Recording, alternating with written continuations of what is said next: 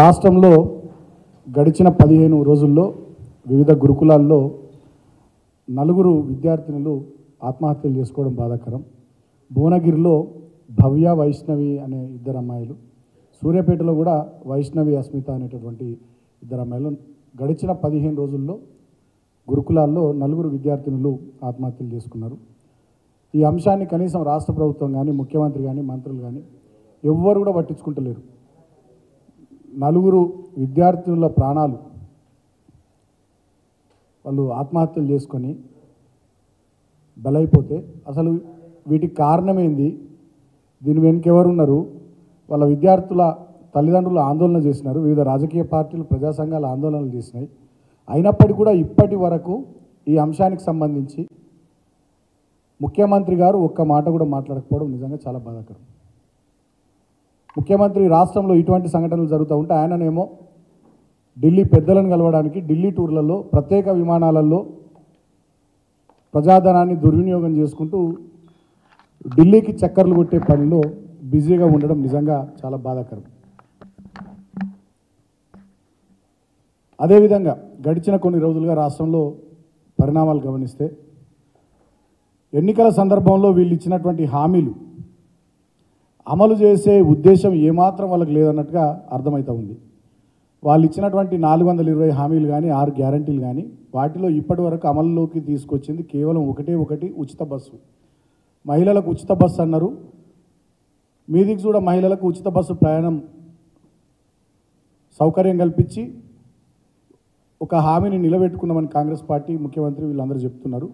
కానీ చాలా గ్రామాలకు ఆర్టీసీ బస్ సర్వీసులు రద్దు చేసిరు, తగ్గించారు.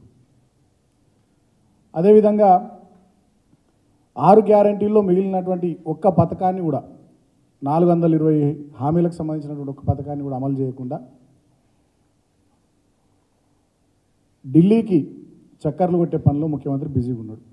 పార్లమెంట్ ఎన్నికలకు కాంగ్రెస్ పార్టీకి, ఢిల్లీకి ఏఐసిసి పెద్దలకు సంచులు మోసే పనిలో ముఖ్యమంత్రి, మంత్రులు బాగా బిజీగా ఉన్నారు. ఇలా ప్రత్యేక విమానాలలో మరి ఎన్ని సంచులు పోతున్నాయో ఏందో ఇవాళ రాష్ట్ర ప్రజలు కూడా ఆలోచన చేయాల్సిందిగా నేను కోరుతా ఉన్నా. ఇవాళ వీళ్ళు శ్వేతపత్రాలు విడుదల చేస్తూ ఉన్నారు అసెంబ్లీ వేదికగా. సరే, మా నాయకులు చాలా గట్టిగా ధీటుగా సమాధానం చెప్పి వాళ్ళ తప్పుడు ప్రచారాన్ని, దుష్ప్రచారాన్ని, అర్ధసత్యాలను, అసత్యాలను సమర్థవంతంగా అసెంబ్లీ వేదికగా మా నాయకులంతా తిప్పికొట్టడం జరిగింది. మా హరీష్ రావు గారు కానీ, మా కడియం శ్రీగారు గారు కానీ, మా పల్లా రాజేశ్వర రెడ్డి గారు కానీ, మా కేటీఆర్ గారు కానీ, మా జగదీశ్వర్ రెడ్డి గారు కానీ, మా నాయకులంతా కూడా చాలా సమర్థవంతంగా వాళ్ళు చేస్తున్నటువంటి తప్పుడు ప్రచారాన్ని అసెంబ్లీ వేదికగా తిప్పికొట్టడం జరిగింది. నేను ఒకటే మాట అడుగుతున్నా, ఇవాళ ఈ ముఖ్యమంత్రికి వీళ్ళు ఇచ్చినటువంటి హామీలు, 6 గ్యారంటీలు, ఎన్నికల మేనిఫెస్టోలోని అంశాలు, వీటితో పాటు ఎన్నికలకు ముందు వీళ్ళు ఇచ్చినటువంటి మహిళా డిక్లరేషను, యూత్ డిక్లరేషను, మైనారిటీ డిక్లరేషన్లకు సంబంధించి ఏమన్నా ఒక్కటన్నా అమలు చేసే ఆలోచన ఉందా లేదా? ఇవాళ ముఖ్యమంత్రి ఆయన పనితీరు, ఆయన మాటలు, ఆయన పద్ధతి చూస్తే మాకైతే చాలా అనుమానాలు వస్తూ ఉన్నాయి. ఇప్పుడు మళ్ళీ ఏదో కొత్త వార్త వస్తూ ఉంది, త్వరలో ఎన్నికల షెడ్యూల్ వస్తుంది, పార్లమెంట్ ఎన్నికల షెడ్యూల్ వస్తుందని చెప్పి తెలుస్తూ ఉంది. ఈ దేశంలో, ఈ రాష్ట్రంలో పార్లమెంట్ ఎన్నికల షెడ్యూల్ తొందరగా రావాలని ఎవరు అనుకుంటలేరు. కానీ ఈ ముఖ్యమంత్రి రేవంత్ రెడ్డి ప్రొద్దునే జూబ్లీ హిల్స్ నుంచి వాళ్ళ ఇంటి నుంచి బయలుదేరంగానే ఆ పెద్దమ్మ గుడికాడ ఆ పెద్ద రోడ్డు మీదకి వెళ్ళినే కార్లకు వెళ్ళిన అద్దాలు దించి పెద్దమ్మ తల్లికి మొక్కుకుంటున్నట. ఎంత తొందరగా నోటిఫికేషన్, ఎంత తొందరగా షెడ్యూల్ వస్తే అంత మంచిగా ఉండాలి. ఈ 6 గ్యారంటీల అమలు దాటేయచ్చు కదా.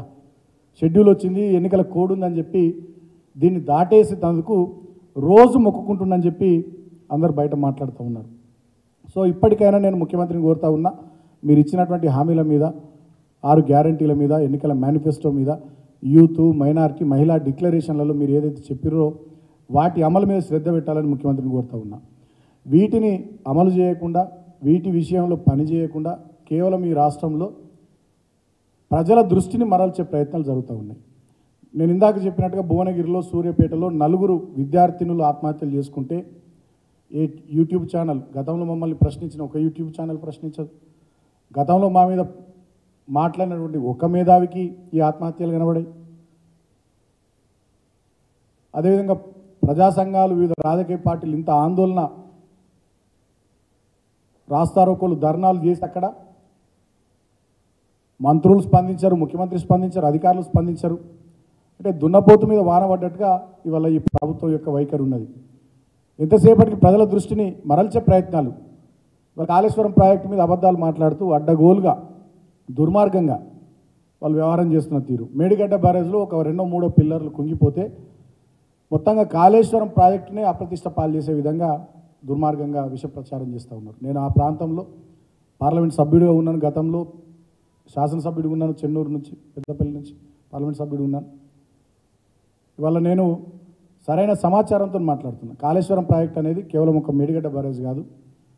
దాంట్లో మేడిగడ్డ, అన్నారం, సుందిలో 3 బ్యారేజ్లు ఉన్నాయి, అనేక రిజర్వాయర్లు ఉన్నాయి, అనేక పంపింగ్ స్టేషన్లు ఉన్నాయి, పెద్ద ఎత్తున డిస్ట్రిబ్యూటరీ నెట్వర్క్ ఉంది. వాటన్నిటి సమాహారమే కాళేశ్వరం ప్రాజెక్టు. దాదాపు కాళేశ్వరం ప్రాజెక్టు వచ్చిన తర్వాత 15 లక్షల ఎకరాల ఆయకట్టు స్థిరీకరణ జరిగింది. కొత్తగా లక్షల ఎకరాల ఆయకట్టు ఉనికిలోకి వచ్చింది. మంచినీళ్ళకు సంబంధించి తాగునీటి సౌకర్యం కాళేశ్వరం ప్రాజెక్టు నుంచి పెద్ద ఎత్తున ఆ పరిసర గ్రామాలకు, నియోజకవర్గాలకు, జిల్లాలకు ఇది దోహదం చేసింది, సపోర్ట్ చేసింది. అదేవిధంగా పారిశ్రామిక అవసరాలకు కూడా ఈ ప్రాజెక్టు నీళ్ళనిచ్చింది. అంత అద్భుతమైనటువంటి ప్రాజెక్టు. మేము అన్ని అనుమతులు సిడబ్ల్యూసి నుంచి తీసుకొని, వివిధ కేంద్ర ప్రభుత్వ సంస్థల నుంచి అన్ని అనుమతులు తీసుకొని నిర్మించినటువంటి ప్రాజెక్టు. మేడిగడ్డ బ్యారేజ్లో 2-3 పిల్లర్లలో లోపం ఉంటే డెఫినెట్గా దాన్ని సరి చేయాల్సిన బాధ్యత ఈ ప్రభుత్వం తీసుకోవాలి. కానీ ఇవాళ నేను అనుమానాన్ని వ్యక్తం చేస్తూ ఉన్నా. అక్కడ మా ప్రాంత ప్రజానీకం కూడా అదే మాట చెప్తా ఉన్నారు. మేడిగడ్డ బ్యారేజ్లో 3 పిల్లర్లు కుంగిపోతే అక్కడ చిన్నగా వాటర్ డైవర్షన్ చేసి కాపర్ డ్యామ్ కట్టి ఆ 3 పిల్లర్లను సరిచేసే అవకాశం ఉంది, సరిదిద్దే అవకాశం ఉంది. అయినా కూడా ప్రభుత్వం దుర్మార్గంగా గత ప్రభుత్వం పైన, మా పైన నింద వేయాలనేటటువంటి ఆలోచనతో ఇప్పటికీ 2-3 నెలలైనా ఎలాంటి పనులకు పూనుకుంటలేదు. నేషనల్ డ్యామ్ సేఫ్టీ అధికారులకు అప్పచెప్పి వాళ్ళు వచ్చుడు, చూసుడు, పోవుడు, వాళ్ళు చెప్పుడు ఇదే జరుగుతూ ఉంది తప్ప అక్కడ చిన్న కూడా పని అవుతలేదు. మాకు నిన్న మొన్న తెలుస్తున్న వార్తలను బట్టి అన్నారం బ్యారేజ్లో నుంచి కూడా నీళ్లు వదిలేస్తూ ఉన్నారు. ఫోటోలు కూడా వచ్చినాయి సోషల్ మీడియాలో, పత్రికల్లో మీరు కూడా చూసిర్రు. సో ఎక్కడైతే ఆ పిల్లర్లు కుంగిపోయినాయో అక్కడికే అన్నారం బ్యారేజ్ నీళ్లు పోయేటట్టు వాళ్ళు కుట్ర చేస్తూ ఉన్నారు. పైనుంచి ప్రాణహితలో కూడా వరద వస్తూ ఉన్నది. ఆ నీళ్లు కూడా ఆ కుంగిపోయిన పిల్లర్ల దగ్గరికి పోయే కుట్ర చేస్తూ ఉన్నారు. అంటే ఇక వాళ్ళకు వర్షాకాలం సీజన్ వచ్చేంత వరకు ఈ పనులు చేయాలనేటటువంటి ఆలోచన లేనట్టుగా స్పష్టంగా అర్థమవుతున్నది. వర్షాకాలంలో ఇటు గోదావరిలో, అటు ప్రాణహితలో లక్షల క్యూసెక్ల వరద వస్తుంది. ఒక్కొక్కసారి 20 లక్షల క్యూసెక్ల వరద వస్తుంది. అంటే అంత పెద్ద ఎత్తున వరద వచ్చి ఇంకా మిగతా పిల్లర్లు కుంగిపోయి ఆ మేడిగడ్డ బ్యారేజ్కి ఏమైనా జరగాలి, తద్వారా గత ప్రభుత్వాన్ని బదనాం చేయాలనేటటువంటి ఒక కుట్రపూరితమైనటువంటి ఆలోచన ఈ ముఖ్యమంత్రి దగ్గర ఉన్నట్టుగా మాకు స్పష్టంగా అర్థమవుతూ ఉంది. అదర్వైజ్ వీళ్ళకి అటువంటి ఆలోచన లేకపోతే ఇప్పటికే అక్కడ పునరుద్ధరణ పనులు మొదలు పెట్టాలి. ఇప్పటి వరకు మొదలు పెట్టలేరంటే డెఫినెట్గా ఆ డ్యామ్ను ప్రొటెక్ట్ చేసే ఉద్దేశము, ఆ బ్యారేజ్ను కాపాడే ఉద్దేశం ఈ ప్రభుత్వానికి లేదని అర్థమవుతూ ఉంది.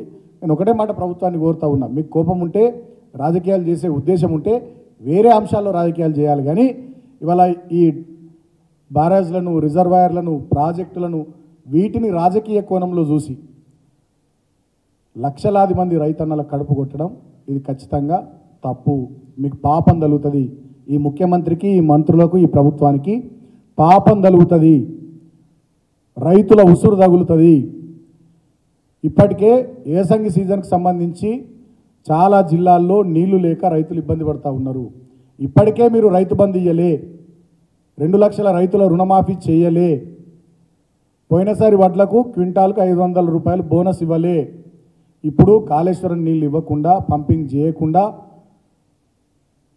లక్షలాది ఎకరాల్లో చేయాల్సిన స్థిరీకరణ కానీ, కొత్త ఆయకట్టుకు అందియాల్సిన నీళ్లు కానీ, పరిసర గ్రామాలకు ఇవ్వాల్సిన తాగునీళ్ళు కానీ ఇవ్వకుండా మీరు రైతాంగాన్ని ఇబ్బంది పెట్టే కుట్ర చేస్తూ ఉన్నారు. డెఫినెట్గా ఆ రైతుల ఉసురు మీకు తగులుద్ది. ఇది పాపపు చర్య. ఖచ్చితంగా దీనికి తగిన శాస్తి ఆ భగవంతుడు మీ కాంగ్రెస్ పార్టీకి చేస్తాడు. ఎందుకంటే రాజకీయాలుంటే, కోపతాపాలుంటే డెఫినెట్గా మాతో చూసుకోర్రి, అంతే తప్ప రైతులను ఇబ్బంది పెట్టొద్దని చెప్పి నేను ఈ ముఖ్యమంత్రిని కోరుతా ఉన్నా. అంతేకాకుండా నిన్న మొన్న ఉద్యోగాలకు సంబంధించి కూడా ముఖ్యమంత్రి ఇన్ని వేల ఉద్యోగాలు ఇచ్చిన, అన్ని వేల ఉద్యోగాలు ఇచ్చిన అంటున్నాడు. ఈయన నోరు తెరిస్తే పచ్చి అబద్ధాలు మాట్లాడుతున్నాడు ముఖ్యమంత్రి. స్టాఫ్ నర్స్ ఉద్యోగాలు కానీ, సింగరేణిలో డిపెండెంట్ ఎంప్లాయ్మెంట్ కానీ, అదేవిధంగా కానిస్టేబుల్ ఉద్యోగాలు కానీ, ఇవన్నీ మా ప్రభుత్వం ఉన్నప్పుడు మేము నియామక పరీక్షలు నిర్వహించి ఇంటర్వ్యూలు చేసి అన్నీ కంప్లీట్ చేసి ప్రాసెస్ అంతా పూర్తి చేసి పెట్టినాం. వీళ్ళే కాంగ్రెస్ పార్టీ వాళ్ళు కోర్టుల్లో కేసులు వేసి ఆ నియామక పత్రాలు వీళ్ళకి అందివ్వకుండా ఆపిరు, అడ్డుపడ్డారు. మళ్ళీ వీళ్ళు అధికారంలోకి వచ్చినాక కోర్టుల్లో కేసులు విత్డ్రా చేసుకొని ఇవాళ వీళ్ళేదో ఉద్యోగాలు ఇచ్చినట్టు ఎల్బీ స్టేడియంలో సిగ్గు లేకుండా ప్రచారం చేసుకుంటూ ఉన్నారు. వీళ్ళే ఉద్యోగాలు ఇచ్చిన. నేను అడుగుతా ఉన్నా, ఈ 3 నెలల్లో మీరు ఇచ్చిన నోటిఫికేషన్లు ఎన్ని, మీరు పెట్టిన రాత పరీక్షలు ఎన్ని, మీరు పెట్టిన కండక్ట్ చేసిన ఇంటర్వ్యూలు ఎన్ని, మీరు ఇచ్చిన ఉద్యోగ నియామక పత్రాలు ఎన్ని? దమ్ముంటే దాని మీద శ్వేతపత్రం విడుదల చేయి. ఇవాళ ప్రజల దృష్టిని మరల్చే చిల్లర పనులు చేస్తూ ఉన్నాడు ఈ ముఖ్యమంత్రి, ఈ రాష్ట్ర ప్రభుత్వం. ఉద్యోగ నియామకాల్లో కానీ, అదేవిధంగా కాళేశ్వరం ప్రాజెక్టు విషయంలో కానీ, ఇతరత్ర అనేక అంశాల్లో అర్ధసత్యాలు, అబద్ధాలు, దుర్మార్గ విష ప్రచారాలు చేయడం ద్వారా ప్రజల దృష్టిని మరల్చే ప్రయత్నం చేస్తూ ఉన్నారు. నేను మళ్ళీ డిమాండ్ చేస్తూ ఉన్నా ఈ ముఖ్యమంత్రిని, వెంటనే మీరిచ్చిన 6 గ్యారంటీలు, మీరిచ్చిన 420 హామీలు, మీరు చేసిన మహిళా, యూత్, మైనారిటీ డిక్లరేషన్లను వీలైనంత తొందరలో అమలు చేయాలి. మళ్ళీ పార్లమెంట్ ఎన్నికల కోడ్ వచ్చిందని చెప్పి ఆ కోడ్ పేరిట, పార్లమెంట్ ఎన్నికల కోడ్ పేరిట దాటవేసే ప్రయత్నం చేస్తే పార్లమెంట్ ఎన్నికల్లో కాంగ్రెస్ పార్టీని ఖచ్చితంగా దానికి తగిన రీతిలో బుద్ధి చెప్పాలని చెప్పి తెలంగాణ ప్రజానీకానికి కూడా నేను విజ్ఞప్తి చేస్తూ ఉన్నా. తెలంగాణలో ఉన్న విజ్ఞులు, మేధావులు, తెలంగాణ చైతన్యవంతమైనటువంటి సామాజిక స్పృహ ఉన్నటువంటి ప్రతి ఒక్కరూ ఈ ప్రభుత్వాన్ని నేను ప్రశ్నించాలని కోరుతా ఉన్నా. ఎందుకంటే చాలా మాటలు చెప్పి, చాలా ప్రచారాలు చేసి అధికారంలోకి వచ్చినటువంటి వీళ్ళు ఒక్క మాట అంటే ఒక్క మాటను కూడా నిలబెట్టుకునే ప్రయత్నం చేస్తలేరు. ఇవాళ రాష్ట్రంలో విద్యార్థినుల ఆత్మహత్యలు ఒక దిక్కు జరుగుతూ ఉన్నాయి, అగ్రికల్చర్ యూనివర్సిటీలో విద్యార్థుల ఆందోళనలు ఇంకోవైపు జరుగుతూ ఉన్నాయి. జీవో 46కి సంబంధించి ఇంకా కొంతమంది నిరుద్యోగులు వాళ్ళ ఆందోళన చెందుతూ ఉన్నారు. ఇట్లా చాలామంది ఇవాళ రాష్ట్రంలో ఆందోళన వ్యక్తం చేస్తున్న అవన్నీ వాళ్ళదంతా కూడా అరణ్య రోదన అయిపోయింది. కాబట్టి వాళ్ళందరి పక్షాన ఇవాళ తెలంగాణ మేధావి సమాజం కూడా, తెలంగాణలో ఉన్నటువంటి పాత్రికేయ సమాజం కూడా ఈ ప్రభుత్వాన్ని ప్రశ్నించాల్సిందిగా ఈ సందర్భంగా నేను విజ్ఞప్తి చేస్తూ ఉన్నా. Thank you.